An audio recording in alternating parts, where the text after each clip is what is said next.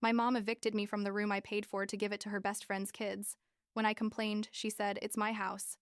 But when I moved out and my life got better, she posted on Facebook that I abandoned her, and the family never expected what really happened. I'm 23 years old. I work as a freelancer from home. And what happened like 2 months ago literally forced me to move out of the house where I grew up, because my mom decided that her best friend's needs were more important than mine. Even though I was paying rent and all the utility bills. I know how that sounds, like some spoiled teenager drama. But the truth is, the situation was so absurd that even my friends couldn't believe it when I told them what was happening. Let me start from the beginning so it makes sense. I lived, with my mom and my two siblings who are 15 years old. They're twins. My dad's not in the picture. He left when I was like 8 years old and basically disappeared. So it's always just been the four of us. I stayed home after finishing high school because, honestly, I didn't have the money for college and I wasn't sure what I wanted to study anyway. So I started doing graphic design work and video editing online. At first it was little money. You know, odd jobs here and there. But over time I started getting better clients, and like 2 years ago, my mom proposed that instead of moving out, I should start paying her rent. It seemed fair to me. I mean, I was 21 years old. I was making decent money, and she needed help with the bills because raising two teenagers alone isn't cheap. So we came to an agreement. I would pay her $400 a month in rent, plus all the internet, electricity, and water bills, which added up to like another $200 or $250 depending on the month. In exchange, I had my room to myself, which was important because that's where I had my whole studio set up.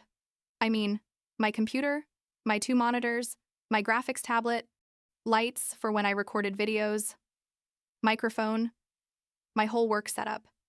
It wasn't anything fancy, but it was mine, and I needed it to work. My mom understood that, or at least I thought she did, because several times she had told me she was proud that I could make a living doing something creative. The thing is, my mom has this best friend, Diana, who she's known since middle school. They've always been super close. Like they talk every day, tell each other everything. You know how those friendships are. Diana's married, well, was married, and has two kids, a 7-year-old girl and a 9-year-old boy.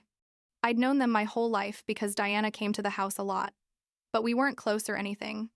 Just the typical hi and bye when we ran into each other. Like 3 months ago, Diana started coming over more often and staying for hours talking to my mom in the kitchen. I didn't pay much attention to it, honestly. I was busy with my projects, but one day I heard her crying and talking about divorce. Turns out her husband had cheated on her or something like that. I don't know the exact details because it wasn't my drama, but basically her marriage was falling apart. My mom was there to support her, which seemed fine to me. I mean, that's what friends are for, right? But then one day, I came home after going to the grocery store and there were suitcases in the living room. My mom intercepted me before I could go up the stairs and said, "I need to talk to you. Diana and the kids are going to stay with us for a few days while she works out the divorce stuff." I said, "Okay, no problem, we have the guest room downstairs," thinking they would stay there. My mom nodded and said, "Yes, they're going to be in the guest room. Don't worry." The first few days, everything was fine. Diana and the kids settled into the guest room, which is small but has a double bed and space to put an air mattress. I continued with my normal routine, working in my room, going out sometimes with my friends, the usual. Diana looked sad all the time, but she was polite. The kids were quiet. I guess processing the whole divorce thing with their parents. But like after a week, I started noticing weird things. The kids were restless, fighting with each other, crying at night. Diana was telling my mom that the guest room was too small for the three of them and that the kids weren't sleeping well. My mom looked worried, but I thought, well, it's temporary. They'll find their own place soon. I should have seen coming what was going to happen. But I guess I didn't want to believe my mom was capable of what she did. One Wednesday, I left early because I had to go to the bank and do some shopping, things I couldn't do from home. I left at like 9 inches the morning and came back around 2 inches the afternoon. When I got there, I went up the stairs to my room and found the door locked. I tried to open it with my key, and it didn't work. I stood there like an idiot, turning the key over and over, thinking maybe it was stuck or something. Then I heard children's laughter inside my room. I went down the stairs so fast I almost fell and found my mom in the kitchen with Diana having coffee. I said, "Why can't I get into my room? What's going on? My mom didn't even look me in the eye, kept stirring her coffee and said, the kids needed more space. They're using your room for a while. I stood there, literally speechless, waiting for her to say it's a joke or something. But no, she was serious. I said, Mom, that's my room. I pay rent. I have all my work equipment in there. I need to get in now. Diana got uncomfortable and said something like, oh, sorry. I didn't know it was going to be a problem. But my mom interrupted her and told me, Isabella, don't be selfish. They're just kids and they're going through a difficult time. You can work somewhere else for a few days. I said, a few days? And where am I supposed to work? At the kitchen table? In the living room with the TV on? I need my computer, my monitors. I have a delivery for tomorrow and everything is in there. My mom got serious and told me, this is my house. I decide who uses which room. If you don't like it, you can find another place. I froze. I literally felt like I'd been slapped. Diana was looking at her coffee cup like it was the most interesting thing in the world. Clearly uncomfortable, but not saying anything to defend me. I told my mom, are you serious? I pay rent here. I pay the bills. And you're telling me I have no right to my room. She just repeated, it's my house. And if you want to keep living here, you're going to have to be more understanding of Diana's situation. I went up again and knocked on my room door. The kids opened it. And when I looked inside, I almost had a heart attack. They had moved everything. My desk was pushed against the wall, my monitors disconnected and piled up in a corner, my cables all tangled up, thrown on the floor, my graphics tablet on top of my bed, which now had the kids' sheets on it. They had brought their toys, their backpacks, their stuff was everywhere. The girl was wearing my headphones, my $150 headphones that I had bought like 6 months ago, and was watching videos on my iPad. I told them, hey, I need to come in and get my stuff. This is my room. The boy, who's 9 years old, told me, no, it's our room now. Your mom said we could be here. I tried to stay calm because it wasn't their fault. They're kids. But inside, I was furious. I told them, okay, but I need my computer to work. Can I at least grab that? The girl said, we can't let you touch anything. Mom said this was our private space now. I went back downstairs, not even trying to hide that I was angry anymore. I told my mom, the kids won't let me into my room to get my stuff to work. I need my computer now. My mom sighed like I was the one being difficult and went up with me. She told the kids, let Isabella get her work stuff, but just that. Everything else stays here because this is their room now. I grabbed my laptop, my portable monitors that thank God I had, some cables, and my tablet. I had to leave my desk, my ergonomic chair, my lights, my good microphone, basically half my equipment because I couldn't carry everything, and the kids were there watching me like I was the villain of the story. The next few days were a nightmare. I tried to work from the dining room table, but my siblings would come home from school and turn on the TV, or my mom was in the kitchen making noise, or Diana was there talking on the phone with her lawyer. I couldn't concentrate. I missed a delivery because I couldn't finish the project on time without my complete setup, and the client got upset. I sent my mom a message explaining that my work was suffering and that I needed my room back. She responded, we already talked about this. The kids need it more than you do right now. Stop being dramatic. Another week went by. I was still paying rent, still paying all the bills, but I didn't have access to my own room. I asked for the key several times and my mom said Diana had it and that she wasn't going to force her to give it to me because the kids needed privacy. Privacy. In my room. That I paid for. Can you believe it? I tried talking to Diana directly. I found her one day when my mom had gone out and I said, look, I understand you're going through a difficult time, but this is my room. I pay to live here. I need my workspace back. Diana started crying and told me that her kids had already lost too much with the divorce and that she couldn't take away the only space where they felt comfortable. I said, but it's not their space, it's mine, and there's a perfectly functional guest room where they can be. She said that room was too small and that I was young and could adapt more easily than her traumatized children. At that moment, I knew nothing was going to change unless I did something drastic. That night I sat down in the kitchen with my mom and told her, very seriously, either Diana's kids get out of my room this week, or I'm moving out. I thought that would make her reconsider. You know, because I was contributing like $650 a month to the house, which wasn't little. But she looked at me and said, "If you want to leave, leave. No one's forcing you to stay." I don't know if you've ever felt that sensation of the floor opening up beneath you, but that's how I felt. My own mom, the person who's supposed to support and defend me, was basically kicking me out because she didn't want to make her friend uncomfortable. I didn't cry in front of her. I refused to give her that satisfaction. But when I went up to sleep on the living room couch, because, yes, I was sleeping on the couch in the house where I paid rent, I started looking for rooms for rent like crazy. The thing is, I didn't have much money saved, because everything I earned went to rent, bills, food, and my work equipment. But I found a room for rent like 25 minutes from there, $450 a month, utilities included, in a house where 2 other people who also worked from home lived. I went to see it the next day. I liked it. The landlord seemed nice and told me I could move in 2 weeks. I gave my mom the news that night. I told her, "I found a place.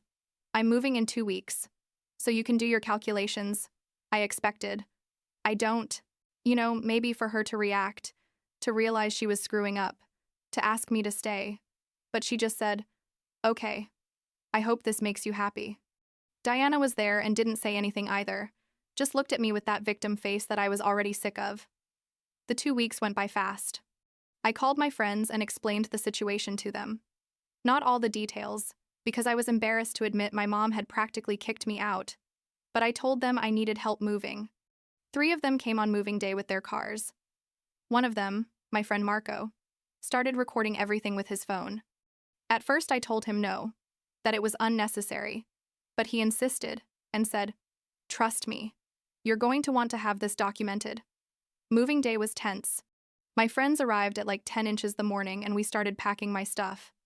I had to knock on my ex-room door and ask the kids to let me take out my furniture and my equipment. Diana made a face, like I was the worst person in the world but couldn't say anything because technically it was my equipment. I had paid for it. The kids looked at me like I was kicking them out of their house, when in reality it was the complete opposite. We took out my desk, my chair, all my boxes with cables and equipment, my clothes, my books, everything. My mom stayed in the kitchen all morning, didn't help me, didn't say anything, just stayed there drinking coffee with Diana like nothing was happening. My siblings were at school, so I couldn't even say goodbye to them properly, which hurt me quite a bit because we had always been close. When we had finished loading everything into the cars, my mom came out and told me, "I hope you know you still have to pay me rent for the rest of the month." I said, "Are you kidding? You forced me to move out and you want me to pay for days I'm not going to be here?" She said, "We have an agreement. You pay for the full month. It's not my problem that you decided to leave before the month was over." I said, "I don't have that money. I just paid the deposit and first month of the new place." But she just told me, "Then you're going to have to get it, because if not, I'm going to have legal problems with you." My friends were there listening to everything, and Marco kept recording. I told my mom, "You know what? Do what you want. But I'm not going to pay for a room I couldn't even use for the last 2 weeks." I got in the car, and we left. As we drove away from the house, I saw Diana and the kids looking out the window of what had been my room, and I felt a mixture of rage and sadness that I can't even explain. The move to the new place was smooth. My roommates helped me bring stuff up, showed me where everything was, explained the house rules, which were pretty simple and reasonable. I spent all that day and the next one setting up my studio again, connecting everything, making sure my work setup was functional. And honestly, the room was bigger than the one I had at my mom's house. It had better natural light, and I could work without interruptions.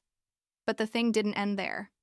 Like 3 days after I moved, my mom posted on Facebook a long post about how young people nowadays are selfish and don't understand what family means.